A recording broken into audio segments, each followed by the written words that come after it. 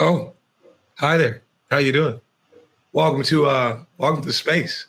I gotta ask you something. And I want you to keep it 100 with me. Like, let me know actually what's going on. You ever had an encounter with love that kind of felt like a war zone? Just a little bit. You know what I'm saying? I know you know what I'm saying. And a lot of times we don't even see it coming.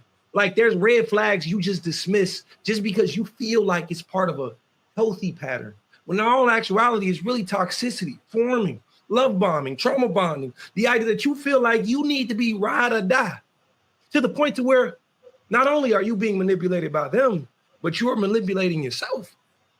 See, look, here today, we're not here to sugarcoat that conversation. We're just gonna give it to you raw, unfiltered, for the culture, by the culture. Have you ever asked, why do I keep attracting the same energy? Why can't I get me a man as strong on his principles as, say, Dimitri or something like that? Just something like that. You know what I'm saying? If that's you, let's get into it right now on Truth Talks. Starting now.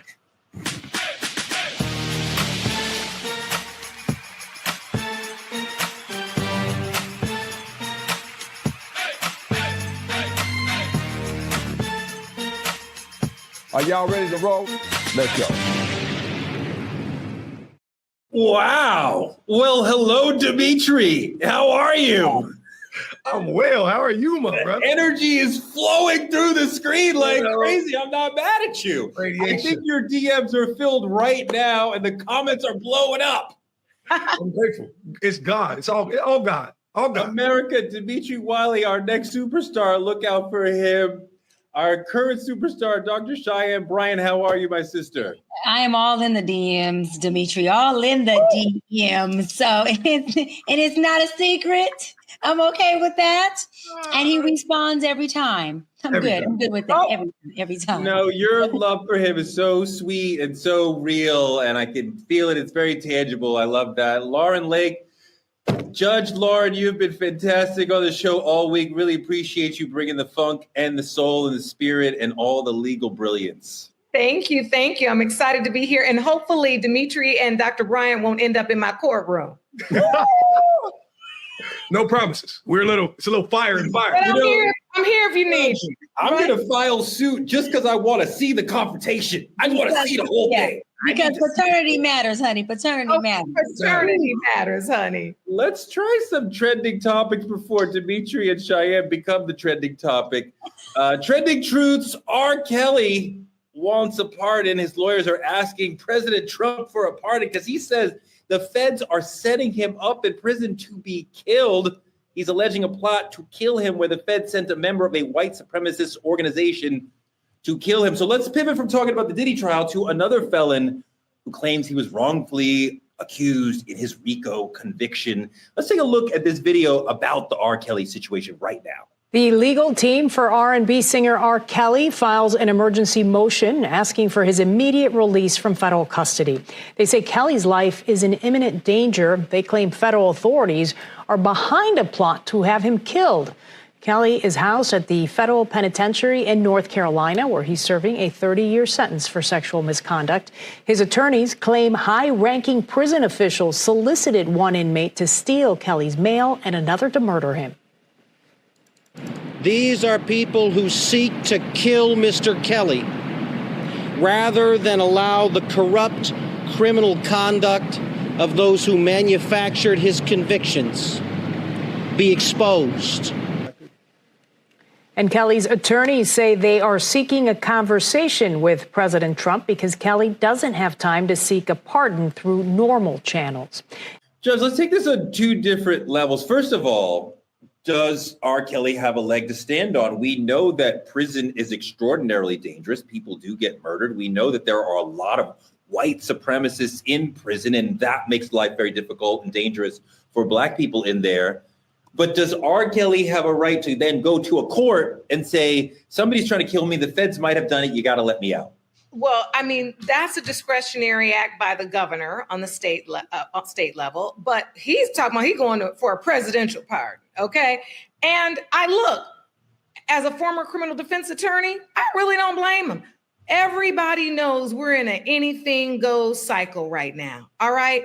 The person who holds the office of president is basically doing what he wants to do, how he wants to do it. And if R. Kelly can somehow get his cause and his plea in front of the president, listen, a presidential pardon is not symbolic of innocence. It's basically forgiveness from the president, meaning he has discretion to just say, you know what, he's done enough. I think he served his time, or either I didn't like the case against him. Whatever it is, he doesn't even have to say, I don't think he's not guilty. It's, I'm going to pardon him.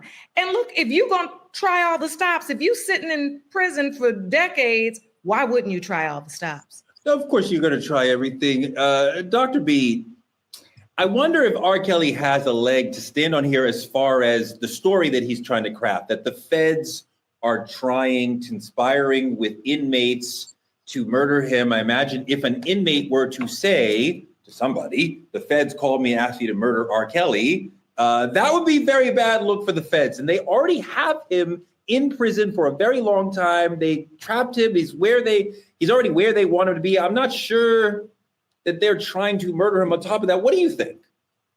I don't think anybody's interested in murdering him. Last I checked, he was having full-blown concerts in there and providing entertainment for all the inmates. If anything, I think they'd want him to stay right there.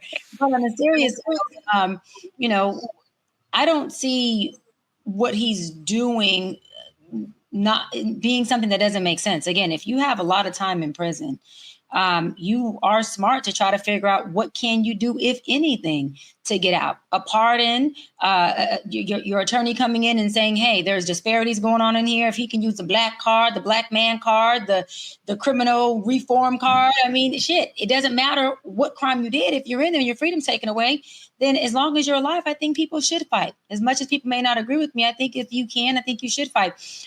Do I think that Trump will pardon him? No, I think Trump will pardon Diddy before he pardons Kelly. I'll tell you that much for sure. Dimitri, I am sure that R. Kelly is vulnerable in prison. I'm sure that there are white inmates and maybe some black inmates, maybe, who want to murder him. So at any moment in prison, you are in danger. Do you think that the feds conspire to kill him? No, I do not. And see, the thing about it is, this is a very touchy subject for me because R. Kelly was Chicago at one point. From the music to we praised him at the cookouts. He was at the weddings, all the black parties. R. Kelly music was Chicago. He made us move, right? And I'll even give you this to a degree. We've never trusted the feds. I've seen the feds not know who to convict, so they selected one of the accused and made him the kingpin. I've seen it both ways. I've seen it, but two things can be true at the exact same time. And R. Kelly being innocent is not one of those two things. R. Kelly did, from the videos to the little girls to everything R. Kelly ran behind, the patterns, the survivors, everything related to R. Kelly. This wasn't no setup. I called this probably like 3 weeks ago saying it'll be very smart for R. Kelly to ask for a presidential pardon from Trump. Why? Because he's trying to buy into the black community and let out everybody that he think we care about so that he'll be in our good favor. But no, I kind of seen this coming. And try it again, R. Kelly. Try. Lauren, if I thought this president or any president was saying, hey, there were mistakes in this case, we need to relook at this. Something wrong happened in this situation. And I have the power to make, but that's not what happens. But Trump you don't have says, to. I am friends with that person. I like that person. They gave me $1 million. I'm going to pardon them. That's not an appropriate usage of the pardon power. No, but that's the presidential part. And first of all, he can't go on the state level because he got convicted of a RICO, which is a federal charge. So he can't even seek a pardon from the governor. He has to go to the president. So he's going where he needs to go.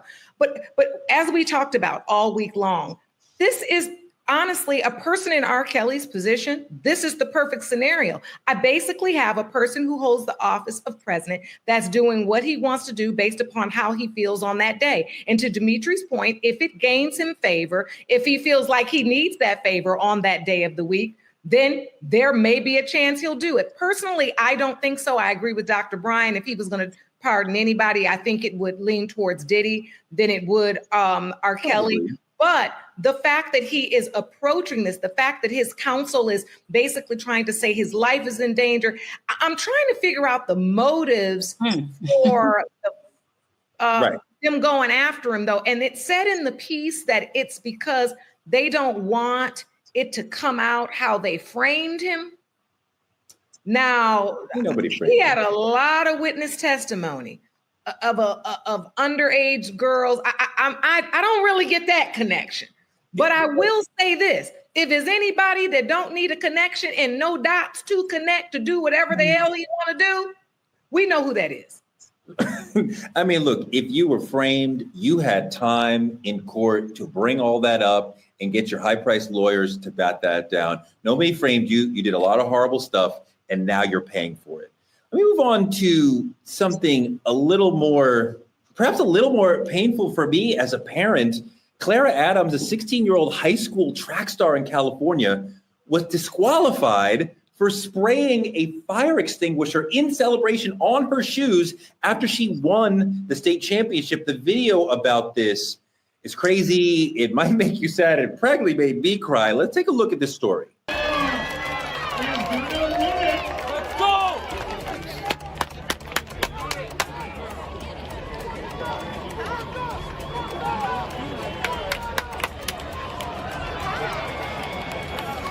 I worked so hard for that title. This girl won her 400-meter sprint with a fantastic time, 53:24. And then she goes and sprays her shoes with the fire extinguisher, mimicking a famous celebration by Maurice Green when he ran in the Olympics and then sprayed his shoes. Oh, my shoes are on fire because I'm so fast. Okay. So the race officials told young Clara, 16-year-old, her conduct was unsportsmanlike, and they disqualified her from the entire 400 and the 200, which she was also running when there was no celebration there. Dimitri, what is happening here? It feels like they're policing Black joy. I'm not sure why this is so egregious, why we're coming down so hard on this girl for this. What do you see? For a young girl to do 53.24, I actually used to run, you know what I'm saying? Back in the day, I got a little, there used to be a little fire under these boots, you know what I'm saying? 53.24. I don't know what you said, Tori, but 53.24 is something to be proud of. Yeah. And I think you're penalizing a young woman for being too happy. She did too well. And the thing about it is, I get it. It's a fire extinguisher, but this celebration is something she replicated, something she seen out of joy and wanted to emulate it, just like anybody would at an NBA Finals or XYZ. But you know what's funny for me, and this has always existed, when it's a white boy or a white girl or a white man or white woman celebrating, it's called passion. When it's a Black young boy, Black young girl, Black man or Black woman, it's called showboating. And that's exactly what I've never liked in this country. Because our joys cannot be, we can't even celebrate our own joy. I love the gesture. I think she was on fire. So baby, put yourself out. No, I feel you. Lauren, this story is really sad to me because the girl adds a little flair to her celebration and the officials freak out. And I'd really like to see the adults in this situation have more grace and patience with this 16-year-old girl and give her a warning and talk to her and explain to her their position rather than quickly disqualifying her from the whole thing and having her walk away with tears and this traumatic moment. It's not gentle parenting. It's just saying, hey, give the girl a talking to rather than this stiff penalty. Listen, there is historic reference and context to this that people don't want to talk about, but it's been real. For young Black women, we have been regarded. I mean, look, there have been full medical procedures performed on us without anesthesia. The way we're perceived in the world is that we're adults right? When we're kids, so many of us have been responsible for raising younger siblings. So many of us have had to stand in the gap while our parents work night shifts and take care of our younger brothers and sisters. There's a regard towards young Black girls. Look, and Black boys and Black men have their own thing. Yeah. But for Black girls, it's almost like we don't hurt, we don't have pain, we don't deserve joy. We're here to work, we're here to perform, we're here to achieve. And I think this is a part of this. Now, people will say maybe I'm reaching, but I don't see that, because what I see is it was just so easy to disappoint her. It was just so easy to snatch, as Dimitri said, the joy from her. When there were so many other opportunities, as you said, Teray, to extend her grace, to have her learn a lesson. Now, had this been written down in the rules, did every coach go through a bunch of rules? And look, I do not know. I'm going to tell you right now. So I don't know if it was read out. But let's also be honest. If it was, I doubt if they had in the rules, don't emulate track star so-and-so fire extinguisher. And let's be clear, she probably didn't go alone and get the fire extinguisher. I think her dad admitted, like, this was something that we were so excited we were going to emulate this track star. So I say this to say, for young Black girls, our innocence, right, is stolen so young. And I hated for her. As I looked at her sitting at that table, saying she worked so hard, I saw not just the medal being ripped from her, not just her achievement, but also her innocence. And I hated to see it, because they could have done something better. Yeah, to piggyback off what everyone said, this is similar to the Sanders family. When we celebrate, it's looked at as arrogance. When other, cultures celebrate, it's looked at as celebratory. I think the only thing that needs to be focused on is that she won the race. She won the race. Her training, her skill, her legs, her speed won the race. The fact that she did something that was not acceptable to this organization or this high school should have been a moment where it was a teaching moment. Where she should have definitely been reprimanded, absolutely. But this is the moment where you pull her aside and say, listen, cool, congratulations, we don't do that here. So let us show you what you don't do here. Now, has she proceeded to do it a second time, third time? Hey, cool, no problem. Because you already explained to her and the family, that is not what we do here.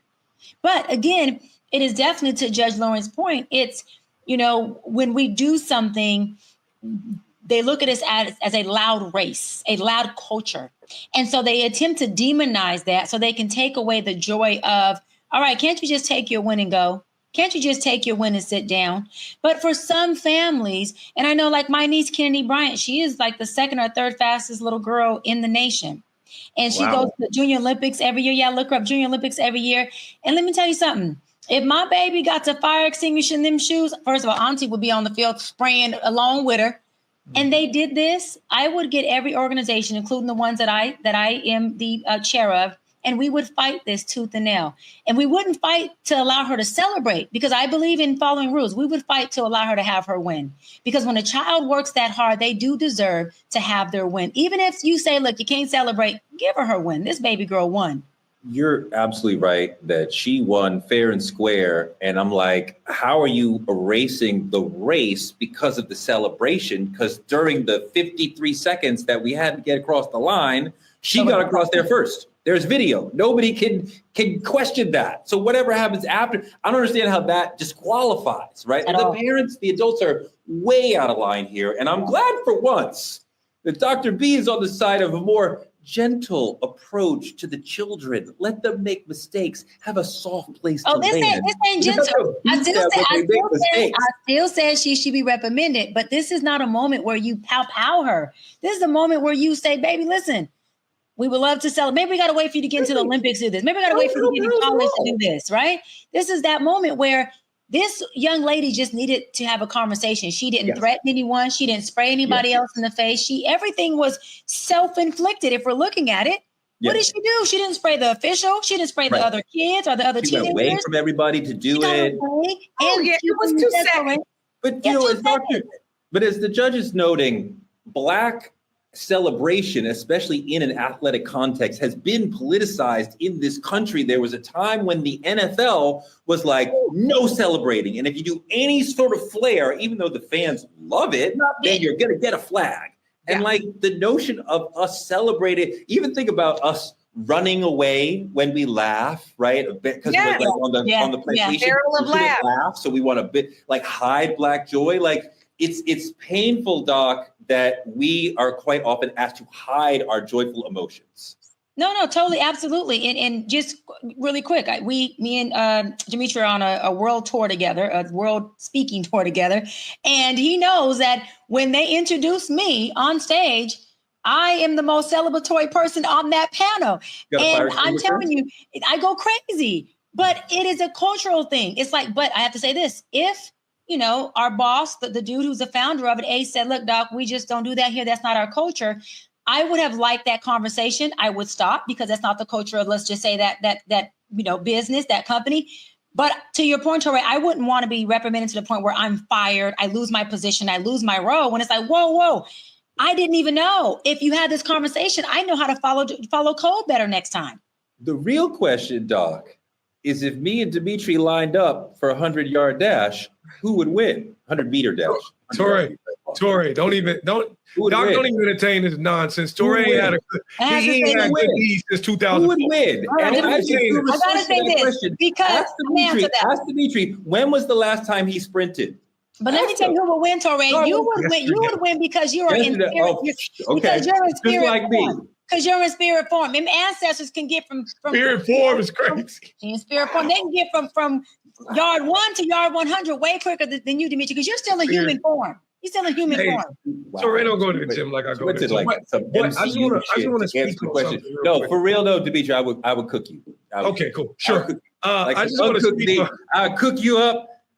My daughter is 16. She's still track star at her school. Can't just taught you what cooking means. Okay. All right. Wait, I got a question, Torre. I got a question. Love this. If your baby girl did this same celebratory act, right? And they told her she smoked everybody else and she won like this. And they said, listen, sorry, you don't get the W. You don't get it. As a parent, how do you respond? Not to your daughter, but to the critics. How do you respond to the adults, to the folks, the judges? What do you say?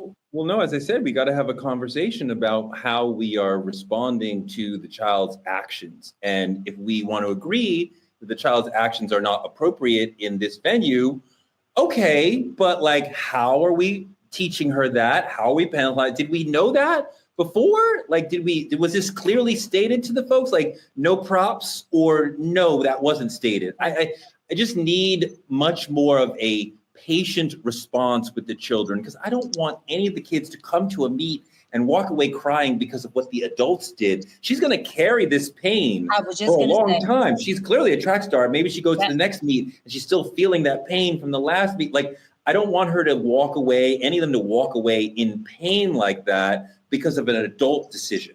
And even in that news clip when she was doing her interview, her spirits are completely broken. And if that was her father who was in the clip, he also looked very emotionally broken. And that's the part that saddens me. It's like that, I believe, was the intention, was to break this little girl's spirits so that when she goes on, hopefully she won't have the confidence to continue to be as good as she is. Although we know we don't operate like that as Black folks. We rise and rise again. But her spirit breaking, to me, is what was most heartbreaking for me. I'm like, this little girl worked her ass off. And this is, you're okay with breaking her spirits. You're not okay with empowering her and just making this a learning experience.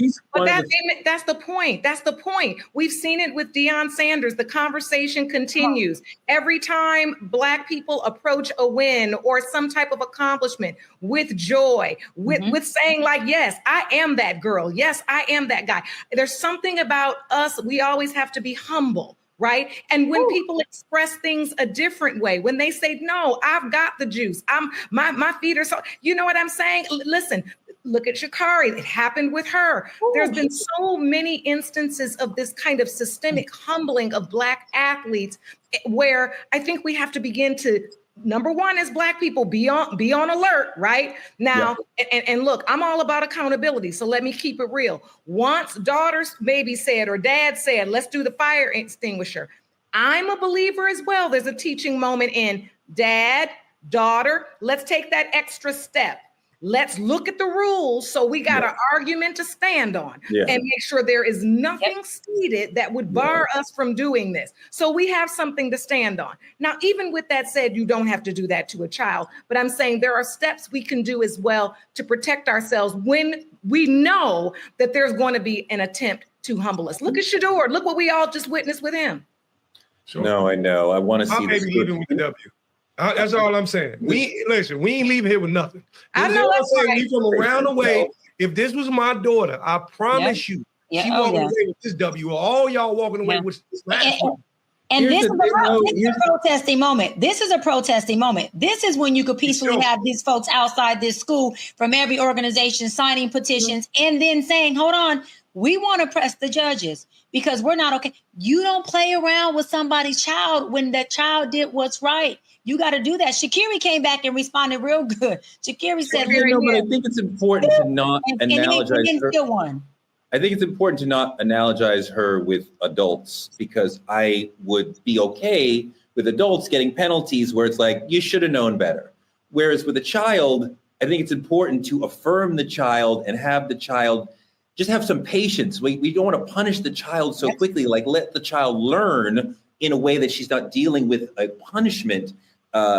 It was not necessary to get her to understand, hey, we don't want to do that. You make a great point, Teray, and especially since the father admitted, I was aligned on this celebration. I think that is a point that we have to put in there that we value. She didn't just go do this alone. Her dad also knew she was going to do it.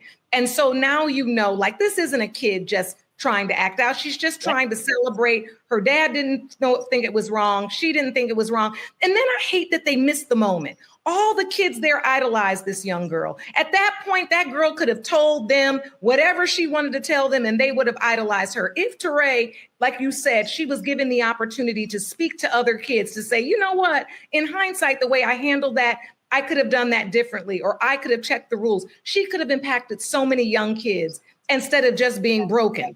Yeah. She could have been a bridge. She could have been a bridge, but instead they wanted to break her. Yeah. And I want to say, discipline is for disobedience. Where was she disobedient? That's where I'm saying, Teray, it's not about gentle parenting. I don't see where she was disobedient. They have not told us that they presented her with rules that she intentionally broke. This young lady did not disobediently intentionally say, I know the rules, I'm going to break it, let's go. And then let me say this really quick. If she's running in my race, and this is my school, my organization, I have the responsibility to say, hey, these are the rules, this is what we're doing, or this is the documentation of how we're running. This little girl's been running all her life. Now, she ain't running this fast because this is her first race, her first heat, her first meet. It's not. I think it's clear that she should not have done that. My problem is with the way that the officials and the adults handled it. I can understand. Tell me, how was it clear? Explain that. How was it clear? I can understand we don't want every 16-year-old to pull out a fire extinguisher or something every time they win, or even what. Like, I understand that, but I'm saying let's not punish her so harshly. Right. Let's have a conversation and figure this out rather than. But I'm asking you to not doing, I think, is clear. But what I think is also going to be important for her is because she's very fast. So there's some college coach who will want her to run on his or her track team. And I hope that person can take this moment, speak with her, and get her in her right mind so she can retain her love of track and get back to the joy of running for her, rather than wallowing in this.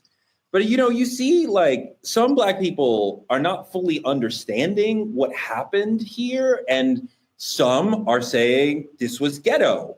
And I don't really even appreciate putting that sort of tag on it. I mean, I don't know that Maurice Green was ghetto when he did that in the Olympics. I don't think that we need to denigrate ourselves saying when we do something that somebody doesn't like, it's ghetto. I mean, Dimitri, I don't have a problem with what I don't want to tag this as ghetto. If she shouldn't have done it, then she shouldn't have done it. But I don't think it has anything to do with that. It's not ghetto at all. But the problem is our culture is the harshest on our own culture. We judge ourselves to a standard we don't live by. Like the idea of what that parent should have done, the idea of what that child should have done. Nobody knows what they would have done unless they was in that situation. Granted, she might have admired that fire extinguisher act she seen since she was younger and always wanted to do it. And now it's her moment of winning and she does it. And now everybody want to tie it to, oh, the way she was raised or how she grew up or XYZ. And it's probably ghetto people making these ghetto ass comments. And that's my problem. People don't understand how to let a child's act be a child's act. But what do you think about the whole thing of us saying something is ghetto just to denigrate it? We try to make things better than ourselves. We try to speak things to a level in which we feel above. That's all that's going on. Whoever is making those comments saying it's ghetto probably feels they have ghetto tendencies in themselves, and I'm above this. I would have never done XYZ. People love to say that with no proof in it. That's just me personally. Let me move into our politicking segment because I love that conversation. But Trump took an unprecedented and probably unconstitutional action, sending the Marines and the National Guard into Los Angeles in response to protests against ICE raids. We have a whole video about that. Let's look at that. 9/11 new video just in as hundreds of armed U.S. Marines are deployed to protect federal buildings in Los Angeles. These troops wearing body armor and armed with assault rifles now surrounding the federal building in Westwood, along with a number of military vehicles. It's a very rare and controversial deployment of military forces on American soil, with thousands taking to SoCal streets rather for tomorrow's No Kings protest. There are fears of violent confrontation could be sparked. Judge, I want to hear what you think about this. We're deploying active duty soldiers on American streets. The military is not supposed to be used against American citizens on American soil. And yet here we are. People are talking about maybe this is a step toward martial law or something even worse. What do you think? That's all it is. It's the military policing of citizens. I live here, and it's sickening. It's sickening. And I'm at the point now where I think we have to stop fooling ourselves and maybe hoping that there's a better intention than what we already know what the intention is.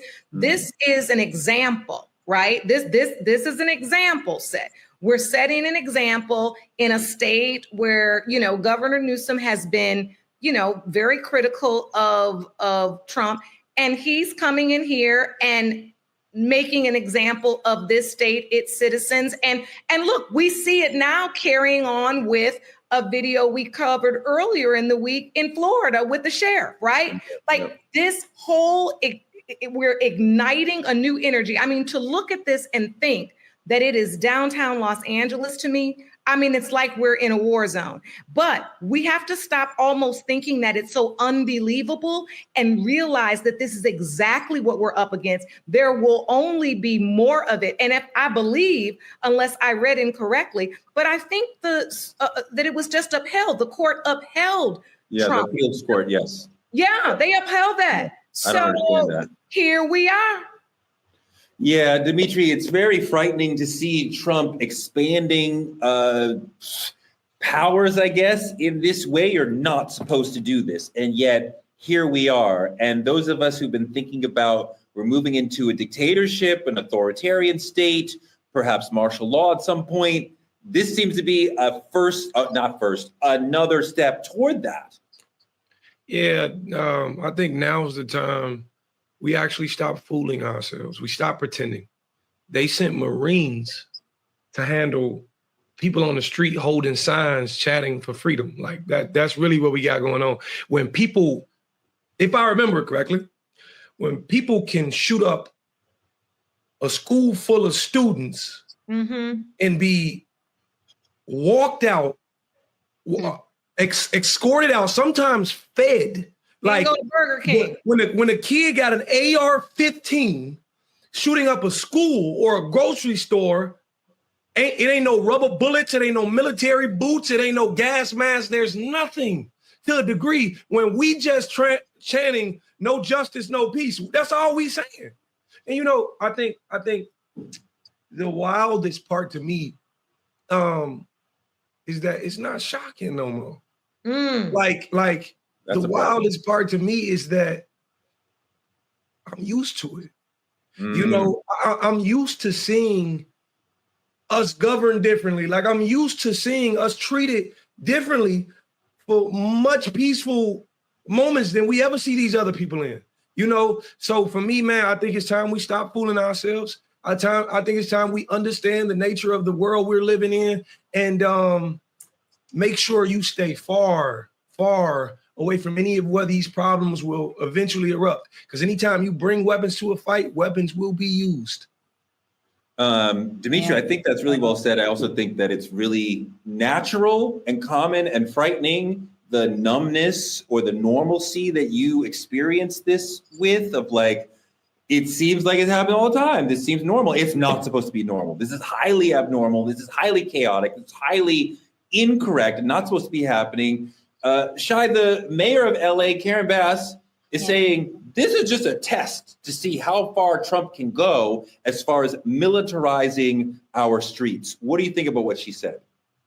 She's correct. And she also understands that Trump is purposely creating the conditions of martial law. Martial law can only be declared under certain conditions. One of those conditions is a riot or huge rebellion.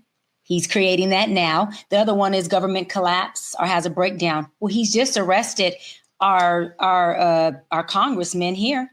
And he told Gavin Newsom, our governor, bruh, you're get arrested too. He also told our mayor, Bass, you will also get arrested. So he's trying to create this, look at the Dems, look at the governments, they're collapsing. They can't even handle their own city. And also, our mayor put a curfew on our people.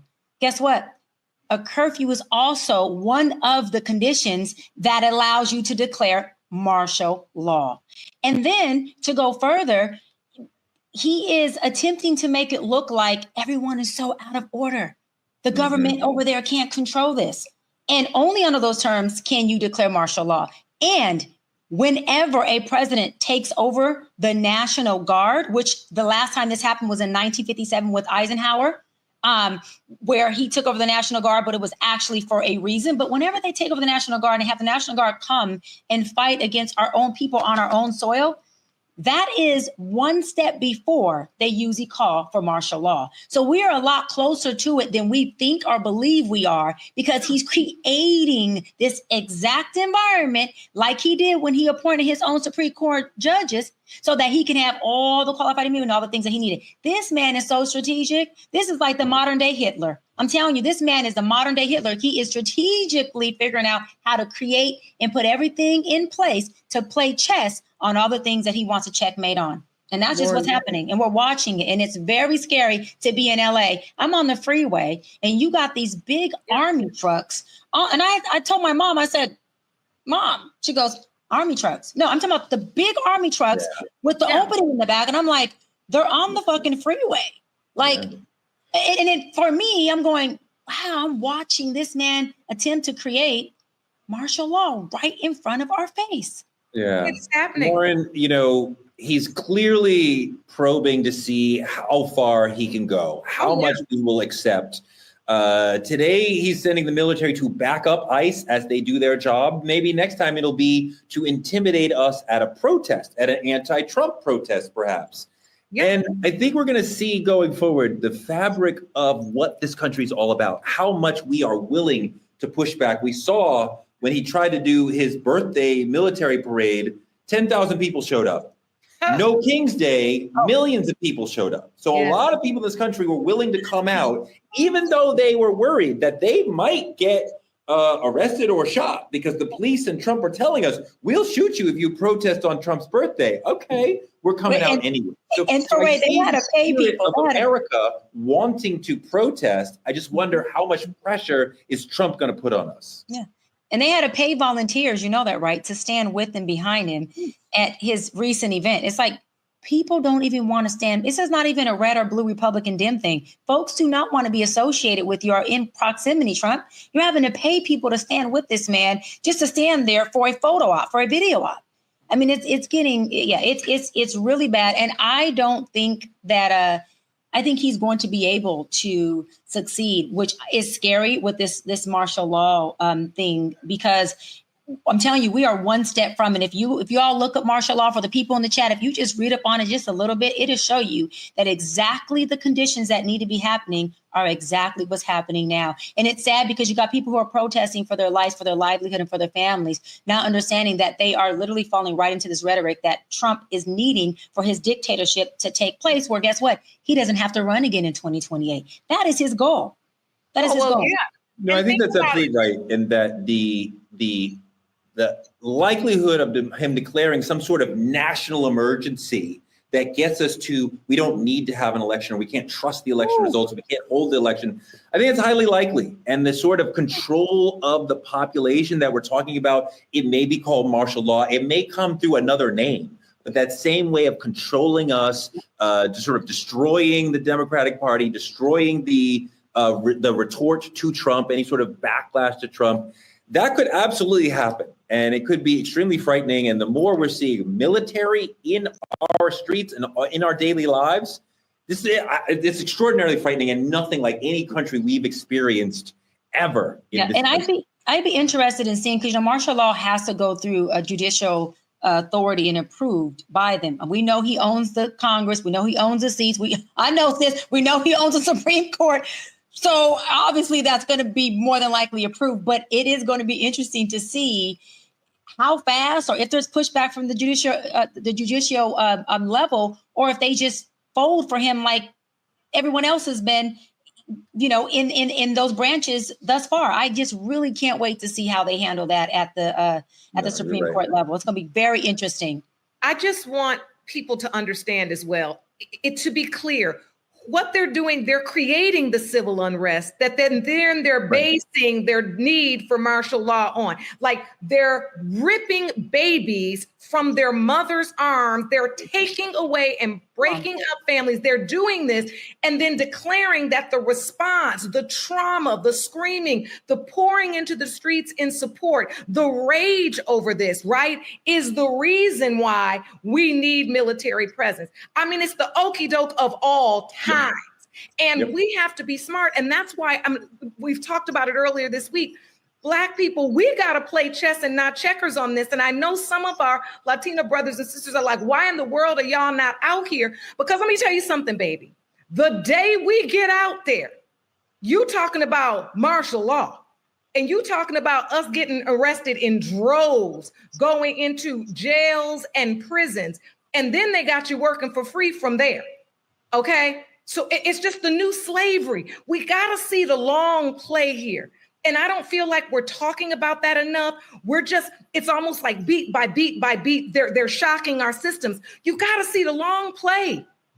Yeah. The more people do that, the more free labor. It's the new form of slavery and plantation. No, I think that's absolutely right. And just the attempt to silence any countervailing voices by any method, through, silencing protests, silencing media, we see that all over the place, and it is extremely frightening. I want to move on to our main topic, love bombing. We made this one specifically for Dimitri, I think. Love bombing is not love. It feels like passion, but it's really just control. Love bombing is when somebody comes in hot, gifts, attention, constant messages, future plans, telling you I love you way early in the relationship.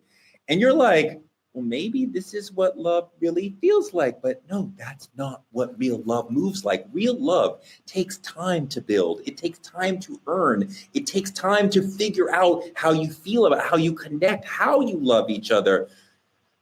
Love bombing is like emotional colonization, right? And some of us fall for love bombing because we've never had real healthy love actually modeled to us. And we don't know what it really looks like. We think we're being overwhelmed with affection equals being wanted, but you're just being consumed and trapped. Love bombers come in hot, and then they get you all trapped. We have a brother who's talking about it and talking about love in a really interesting way. I want to look at Ace Metaphor. The reason that man is love bombing you is because he know that if he doesn't convince you to fall in love with him before you get to see his true self, you'll never give him a chance. So what I'm going to do is I'm going to squeeze 6 months of dating into 6 weeks. I need to shower you, bombard you, bomb you with gestures so that you get your heart involved. I want you to fall for me before you realize who I am. This is the only way I get you to love me. I do not want a wife. I want a hostage. And I know once I have your heart, you can't leave me. So until the end, I'm going to be that perfect guy. I'm going to apply pressure because I see your posts. I see you telling me that you want a man that apply pressure, that brings energy. And I'm going to show you all those things day after day after day, hour after hour after hour. You're going to tell your friends he must really love me. No, I just know that if I don't get you to fall in love with me before you see the true narcissistic tendencies inside myself, you will never give me a chance. I done been this way all of my life. I done had women run away from me when I showed them who I was from day one, and I've learned never to do that again. I'm going to pretend to be a good guy times 10 because you ain't never had a man that applied pressure the way I have. For 6 weeks, I'm going to be the perfect man until you fall in love with me. Dimitri, he makes a very powerful case for love bombing from a place of male lack and male lack of self-esteem and lack of understanding or feeling that you are worthy of love. What do you think about what he's saying? Because the sisters rightly will say love bombing is controlling and it's horrible and but he's saying I'm doing it because I don't feel like I am even worthy of love. You know, it's a lot of different reasons why people love bomb. Some people do it for that reason specifically. Some people do it just as I can, and I like the challenge, so I will. Some people do it just because they have time to waste and money to blow. Tori, I tell people all the time, I got a little podcast of my own. I say, if somebody gonna love bomb you and they want to buy you a Birkin, first rule I tell them, take it. Second rule I tell them is still be very aware. Hey, listen, girl, get your coin. Take it. Listen. What I advocate most for is for people to be mindful of the game that's being played. Because if I come in up front telling you you're all these things before I know who you are as a person, none of it matters. See, love bombing comes in when I notice there's a lack in you. I notice you lack confidence. I notice you lack the ability to stand on your own. I know you feel like you need a man and you don't just want a man. That need is what I play off. You need to feel special when you get up and look in the mirror in the morning. And you're telling me exactly what role I need to play in your life to make that happen. All I want to advocate for women to know is that you cannot be love bombed. You cannot be a victim of it if you love yourself correctly. There is nothing a man can buy you. There's nowhere a man can take you. There is no compliment good. See, look, compliments are free all day long. You can copy and paste them all day of the week. Compliments are free. It costs you nothing. But what costs is consistency. But why are we doing it? Why are men doing it to women? Because honestly, a lot of men lack the wherewithal to be themselves and allow a woman to fully get to know them as a whole. A lot of men feel like she's not going to like me if I don't X, Y, Z. My character, my quality, my self-esteem and myself, what I have in myself is not enough to win this woman over. So I got to buy this Birkin. I got to take on this trip just to compete with the man she's going to love genuinely for being who he is. Doc, in your work, in your experience, what do you think about love bombing? And if you can, try to help us understand from your experience why men are doing it. Love that. Great question, Torre. First great thing you said all episode. Just playing. But with all honesty, you said, why are men doing it? Well, let's keep it real. You do have a group of women who actually want to be love bombed. They can say they don't want the end result of it, but they do want the Birkin. They do want the texts and calls every day. They do want a man to say, I love you within a day or 2 or 3. They do want you to eat, sleep, and shit them. They want all these things. A said it. They put it on their social media that they want it. They tell you on the date when you're dating them. They tell you when you're on the phone with them. They give you a whole list of what they want you to do. And what do men do? They follow that list. And this is why for myself, and I teach when I'm in session or when I'm giving relationship advice, that I used to be as well the woman with the list. But with wisdom and experience, guess what? I do have non-negotiables, but I ain't got no list. You know why? Because I want to experience you as your authentic self. And when I know who you are, I know who I'm choosing, I know who I'm not choosing. I don't want to give you a list of what to do for me. If you buy me a Birkin because that's just what you do, that's on you. If you take me on a vacation a month from now or 2 weeks and I decide to go, that is what you did because you're that type of guy. I don't want to feed you on how to do it. But I have to say this. Men do the things that women are telling them that needs to be done. I'm not saying all, but majority. And there's a group of women who are saying, I want these things. And so men are saying, well, I want things from you too. If I have to do those things to get what I want, then there's fair exchange, is no robbery. So again, this love bombing wasn't created by a gang of a group of men that went into the basement and said, let's think about how we love bomb women. It was created by women who go, this is how I want to be loved. This is what my love language is. This is how I deem love. If you do this, I'll have sex with you. If you do this, I'll go on a trip with you. If you do this, I'll be your girlfriend, your wife, your trophy. And men fell right into it and start to deliver it. And so you have a lot of women who do want it. I love all the love bombing things from my man, from my partner. I don't need it from just the guy on the corner. I don't need it from just any Jack and Joe. But do I love all those things? Hell yeah. And if a woman wants to sit on here and say she doesn't, hey, that's on her. I love it all. Buy me a Birkin, a Kirkin, take me to Bahamas, anywhere. Lauren, I think part of the problem is that a lot of men are emotionally unintelligent and they don't know how to appropriately explain to a woman, I like you. And they may misread their like for love. You don't love her. You've only known her 2 weeks. You do not love her. But she's hot and she's awesome. So you're telling her you love her because you think that's what she wants to hear and that's what you're told. But we also have this fantasy in society that love will happen in a snap. So you will walk into a restaurant or a club and you will see the person and music will play in both of your heads and you will immediately be in the relationship. And you walk happily ever after. And there's not like work that we have to do to get through those first 3 months to see if we're compatible. So when you have that fantasy from Hollywood, from children's books, then if somebody walks in the room and like, oh my God, you're the most beautiful woman I ever met, I'm going to marry you. They're like, oh, he's so sweet. No, he's love bombing you, run. What do you think? Well, I think the whole fairy tale thing in our society is a love bomb. It sets girls up for the love bomb. It sets men up to do the love bombing. I think men are socialized to value sex, not women, right? Most of the time, men are wanting to chase sex. Now, this is after decades and decades of being a family attorney, also working as a television judge, dealing with paternity case after paternity case, where you're watching the way relationships play out and you're saying to yourself, how is it that people who can't even agree on whether or not they're in a relationship are making full-blown human beings together, right? There is an extreme disconnect in our society, the way we're raising our men and our women.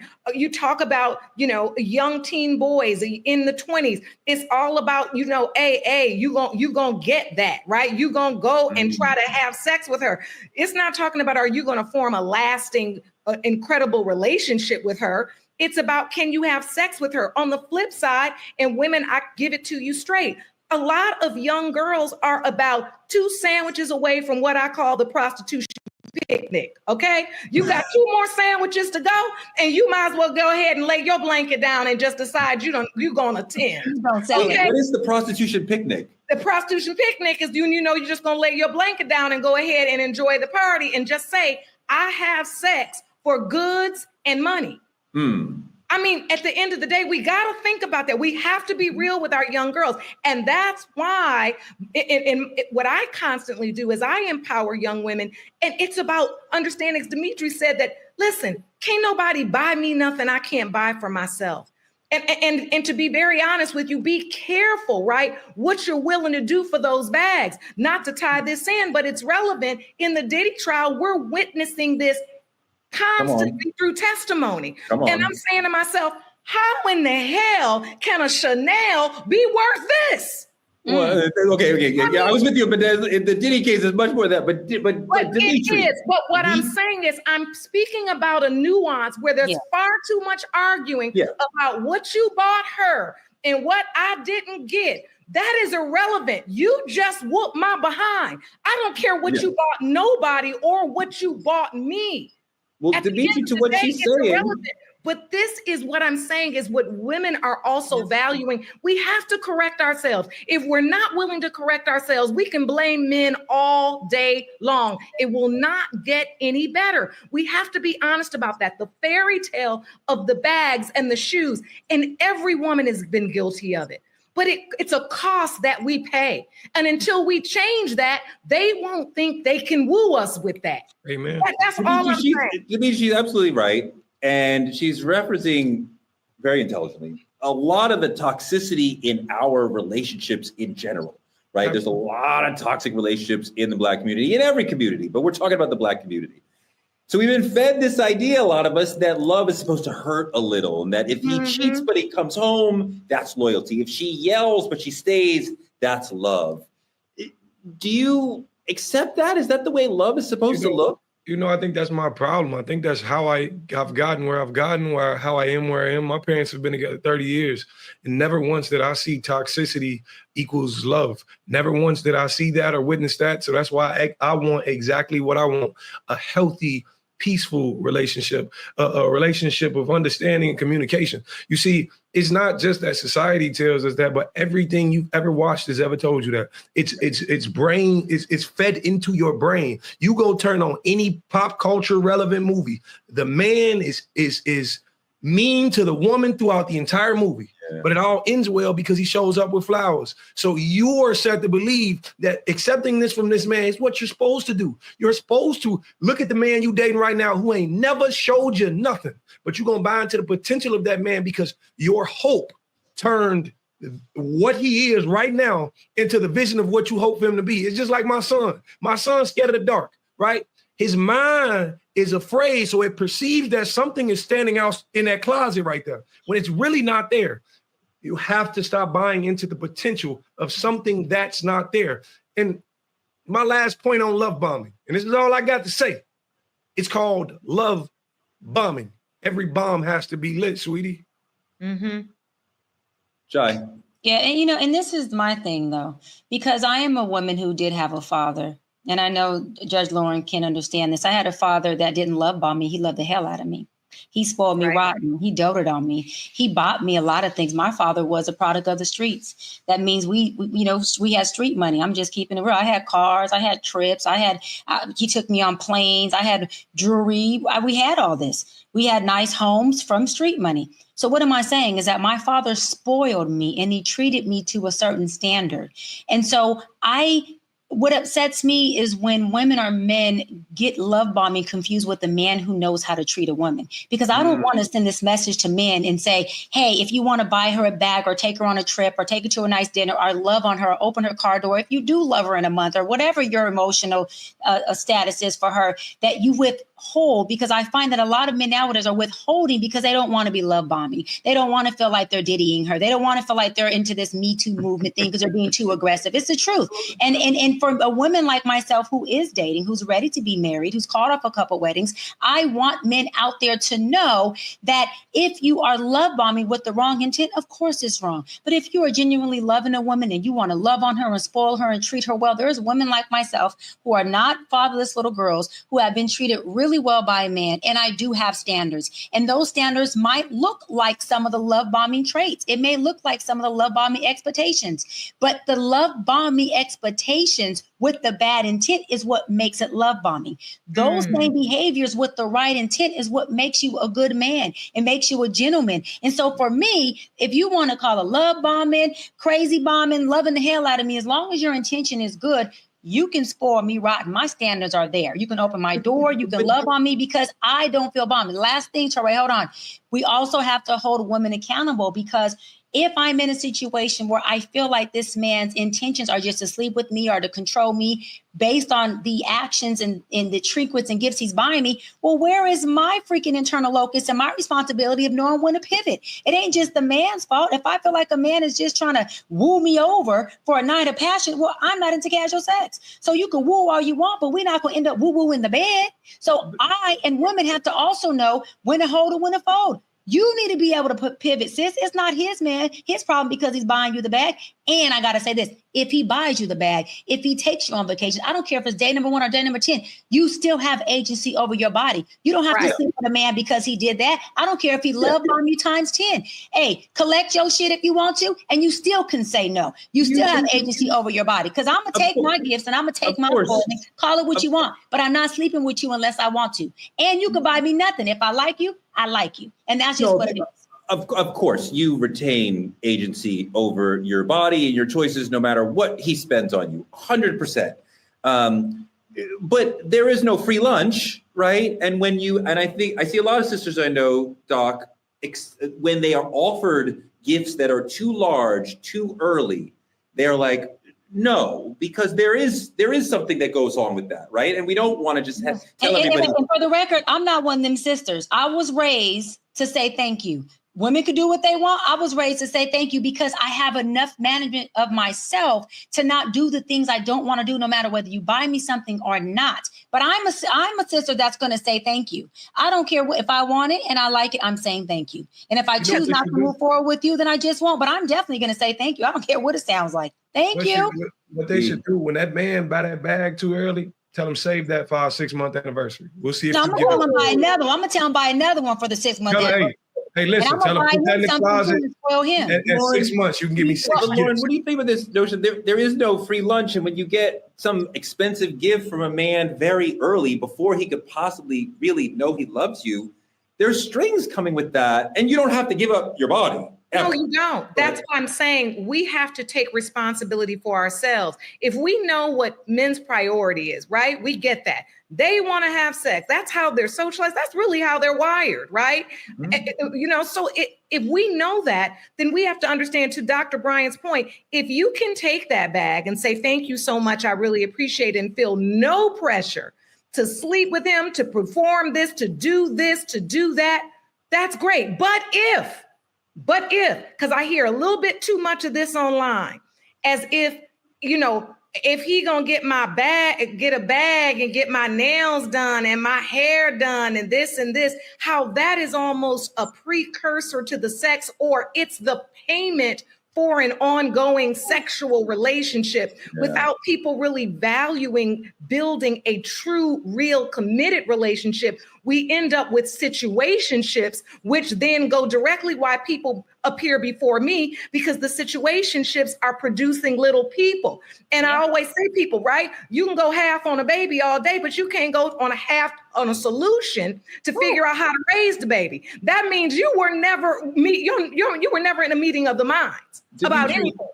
I haven't had a date in like 30 years. So you tell the brothers, how do they appropriately, like, you go out with a 10 out of 10. Okay. And I want to see her again and again. I want to see if I can make her my girl, because this is the hottest chick I've ever been out with. I'm with you. How do I appropriately express that without it going into love bombing, which I think we agree is inappropriate from men? Correct. Right? Tell him how you approach me, Dimitri. Let him know how you. I'll tell you how I hit Dr. B. I'll tell you. So the thing about it is, what I advocate for all men to understand is that intention is important, right? So making sure you're speaking on what your intention is, because with intention comes respect. Understanding that I'm not even going to call you randomly, or I'm not even trying to violate what makes you feel comfortable. I'm going to give you that respect off top. You tell me how far it's going to go. Now, if you're a man like myself, Lost Lover Boy podcast, clearly you understand what that means. If you're a lover like myself, you want to do more. You want to see a person's face more. You want all of these things, right? And that's okay, but have pace to it. Understand that you must learn the person before you can ever learn what the relationship should be like. So I'm going to tell you, slow down a little bit. You know what I'm saying? There's nothing wrong with giving a gift. But as a man, if I could just drop this in the chat, for all my fellas listening in the chat, I'm going to let you know this. There is nothing more attractive to a woman than a man who can control himself. When a woman throw it at you and you say, no, that's not what I'm here for. Yes. Listen, when a woman throw it at you, you say, no, respectfully, that's not what I'm here for. I just want to get to know you. So, Ray, listen, I'm going to tell you, listen, if you can control yourself as a man, it'll take you so much further with that woman. If that's your intent to see her again and again, I promise you. Controlling yourself by not seeming aggressive as to the Sexually. speed you want of the physicality Absolutely. and everything else. That Yes. yes, we have to build up her sense of Yes. trust with And you. by- I mean, Shai, yeah. talk a little bit about first date, second date. What does interest you in a man? And he wants to show you, oh my God, you're so beautiful. I want you to be my girlfriend. But love bombing is inappropriate, right? That's Well, not how we love express bombing- love. So we- how do we? Sorry, go ahead. So Yeah, how do we get to expressing appropriate love for you on date 1 and 2, but not love bombing you? Yeah, but that looks like, hey, what is your favorite food? Right? Because he's interested in doing things that have to do with him learning me. It looks like, hey, it's a little warm tonight. Did you want to maybe dine somewhere outside or inside? Hey, question. I know with today's climate, would you rather me pick you up because I'm still a gentleman, or do you want me to send a car? You want to drive your own car? And I'm only asking because today's climate is a lot different than dating back in the day. A lot of times you don't want someone to know where you live until you actually know them. Okay. It looks like when we are eating dinner, opening up my car door, it looks like complimenting me without saying your butt looks nice in that, or my breasts, or concentrating on the things that will over-sexualize me. Compliment my hair, compliment the color I have on, compliment my outfit. It looks like when I do get home, if I didn't drive or if you drop me off, saying, hey, let me know you made it home. And if I don't text you within 30, 45 minutes, text me and say, hey, just checking to see if you were good. That's what it looks like. It looks like making sure that before I go to bed, you say, hey, really enjoyed myself with you. Wondering if you're available on Wednesday. Do a follow-up date. Do a follow-up date. That's what it looks like. Where to Dimitri's point, there's nothing that's over-sexualized. Sex isn't even a conversation. And let me say this, because I've done this as a test. I brought up sex the first or second day, not me doing it to him, but just to kind of see where his mind was. And every time I had a man curve my sex conversation, he gained points. Every time he fed into that sexual conversation, I'm like, okay, I just want to see what he would do. And Dimitri's right. When men withhold and they're just spending time and asking questions and having intellectual conversations and wanting to have knowledge of you, when that woman is ready, because I've been that woman, we will throw like we are a pitcher on the mount, our pheromones at you, our panties at you in a way that you will only be able to hit a home run. Trust me, a grown woman does not need to be coerced or any of that. Your foreplay is in your respect and honoring and how you treat us outside the bedroom. You don't have to even turn us on physically. We do that on our own by how you engage with us and treat us. Dee, one of the things that she said that I want the guys to pay attention to, that I see when women are talking about dates on TikTok and on social, ask her questions about herself. And then stop talking and let her answer the question. A lot of women are apparently going on dates where the guys just talk. Guys are talking about Bitcoin a lot. Guys are talking about LeBron on dates a lot. The girls keep saying, I don't want to know any more about Bitcoin. I don't want to talk about LeBron and Kobe on a fucking date, right? So we're talking about that shit. But just if you ask her a question. And the other thing that she said, women put so much thought into the outfit, right? The body is from her mom. The outfit is from her. If you say you are beautiful, you're complimenting her mother. If you say your outfit is dope, you're complimenting her choices, her mind, her taste, her character, her vision of herself. That she's going to respond to more than you're beautiful, which is not necessarily her fault. You know what? You know what does it for a woman? You know what does it? Actually listening to them and remembering what they said. Mm-hmm. For a man, listen, I right hand on to the sky. When you can reference something a woman said that was important. I know you said you didn't really, you was allergic to peanut butter a few conversations ago, so I made sure they took that up. Listen, fellas, I'm telling you, it's there. If you really want to go far with a woman, learn a woman. I don't care if you got to make a note sheet in your phone all about this woman. It's important that you understand who she is solely as a woman before you ever tie her to yourself. If you cared about her enough to do that, like we care about LeBron enough to know all his stats off the top of our head, then you would do that. If she mattered that much. You brothers are preaching. Joey, you and Dimitri are preaching, because one of the guys that I date the other night, he just literally laid out for me like, no, let me tell you how you are. Let me tell you what triggers you. Let me tell you what you don't like. Let me tell you what makes you go off. Let me tell you how I know how to handle you. I've learned to let you just go on your little rampage. He goes, and then I just come back with, okay.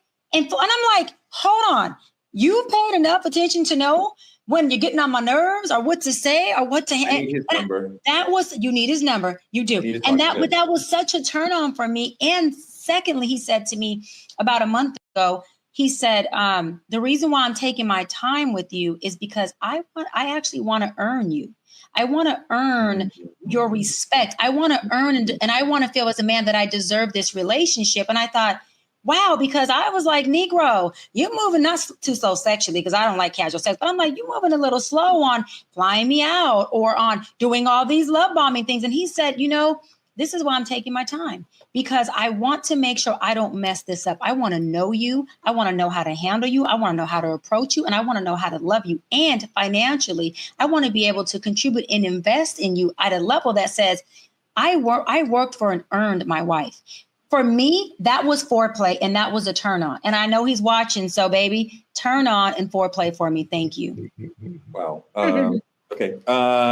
Can I actually talk to him? I would love to talk to him just so I can fully understand who I'm talking to. I have no news for him, but he has information for me that I would like to understand. Dimitri, one last thing though. Yeah. That some folks think that gaslighting is part of love bombing. Is that true? Not exactly. There's a distinct difference. So if I had to sum it up really quickly, love bombing is a man or woman, because I've seen it. Hey, there's some tricks now. A person who's willing to drown you in affection so you do not notice their red flags. That's what love bombing is in essence. Now, gaslighting is someone saying, I'm going to mess with your mind until it distorts your reality, whether that's bothering your self-esteem or that's using trauma you had when you grew up. I'm going to do something that allows you to feel like you may need me. Now, but gaslighting requires me to say up is down, and you're going, no, up is up, and like, no, up is down, and I'm messing with your sense of reality. Absolutely. And the best gaslighters, because I heard you speak on it earlier in this conversation, it's exactly what the government does to us. They tell us we're wrong for reacting to the abuse they caused us. The best gaslighters are those narcissists who can look at a situation and say, well, how are you mad? They get mad that you're mad. Those are the best gaslighters. And I just want everybody to pay very close attention to it because it may be happening to you right under your nose. Yes. And women are getting gaslit into having babies with people. And then when that baby comes, right? I've been living this for over 10 years now. When that baby comes, I never said I wanted a baby. I never said I was in a relationship. I never said this. I've seen this time and time again. So be careful about that. Women, protect yourselves. And also, we haven't, I think, said this enough, but a man that has to gaslight and a man that has to love bomb is a very, very weak, immature, and insecure man. Yep. And it just is what it is. They're fighting trauma every day. I have lived through it. I've been through it. No one is exempt. And it's people that you don't even ever think would have to gaslight and love bomb. And yet they do because it's something within. Dr. Bryant can deal with that in another episode. But I do want that. Two people are lacking something from within. It makes the man delivered and it makes the woman accept it. Because at the end of the day, if it's a true gift, a gift requires no bargain for exchange, and there is no revocation to a gift. See, part of that, though, you said he's insecure. Yes. He's damaged. Yes. As we said at the beginning, he feels like he's not enough, and he puts you on a pedestal. She's amazing, and I'm shit. I got to get her to like me before she realizes who I really am. So he's entering with low self-esteem from his dating experiences and his friend experiences. So he's like, I'm trying to get her. And his mother and father wound potentially. And his mommy issues. Absolutely. So, I mean, like, we can say that love bombing is wrong and dangerous and hurtful, usually to women. But a lot of men are doing it because they are hurt and because they don't see a value in themselves. So how do I get her to like me without just telling her, I love you, I love you, I love you, when you don't? Because you don't. And we're going to need a whole nother episode because we didn't even talk about how women love bomb men with totally different assets. That's Dimitri said it. I see it every day. I want to hear from you guys in the chat about Dr. Bryant love bombing you, if that happened to you, or her gaslighting you, if that happened to you, or just any comments about love bombing and toxic relationships and how we deal with these things. Because there's been an awesome conversation. I love you guys. I appreciate the and heart, the chat is on fire, Torre. Y'all see the chat they are going. Love that. We got some love bombers in the chat. Y'all Negroes been love bombing. We see you. Go on and send that bag or that cash app to that cash app right there. You can love bomb me. I know how to say thank you. Go on and love bomb me to Cash App Truth Talks Live. Jody gonna give me my portion.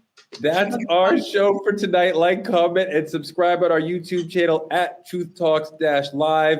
Please watch us simulcasting right here on the Black Star Network after Roland Martin unfiltered every night. We've got to thank our supporters, Juanita Motti, Kyla Carr, Benjamin Gomes. We love you. We appreciate you for your weekly cash support for the show. If you want to be in the credits like Juanita, Kyla, and Ben, please hit that Cash App and show us some love. We appreciate it. Support Black media at Cash App, Truth Talks Live, or any of the links on your screen. Support us by advertising with Truth Talks, like our friends at the Playpad in Atlanta, GA, who is giving kids a place to play that's fun and friendly and for the community. I love that. God, I used to do stuff like that with my kids when they were little. Playpad's got to be the shit. Reach our over 10 million viewing audience through Truth Talks and all our social platforms. Small businesses and influencers partner with us by visiting truthtalkslive.com. Companies like Hair Maniacs are partnering with us and letting the world know about their great products. Dr. Bryant is wearing Hair Maniacs. It's not just a hairline, it's a lifestyle. The product is fantastic. As you can see, the sister's getting love bombed all over the place because men all over California are like, the hair is amazing. And I don't know what to do. I tell you, I love it. This is not gaslight. This hair is actually amazing. When it's up, and the hair is actually up. It's gorgeous. Yes. It does look fantastic. Become a VIP member of the Truth Lounge and click on any co-host room. Dimitri gives you a chance to meet him in the Shy, home of R.Kelly and Kanye. Oh. Sure. But he's got a mental health event for men, so he'll help you work on your love bombing skills. Black media is under attack. Keep supporting us by telling a friend to tell a friend to watch Truth Talks weeknights, 8 p.m. EST and PST. Ebony K. Williams will be here with us next week. I love her. Every weeknight, we are here with you, for you, at 8 p.m. for the community, for the culture. It's Truth Talks. We'll see you tomorrow. Bye, y'all.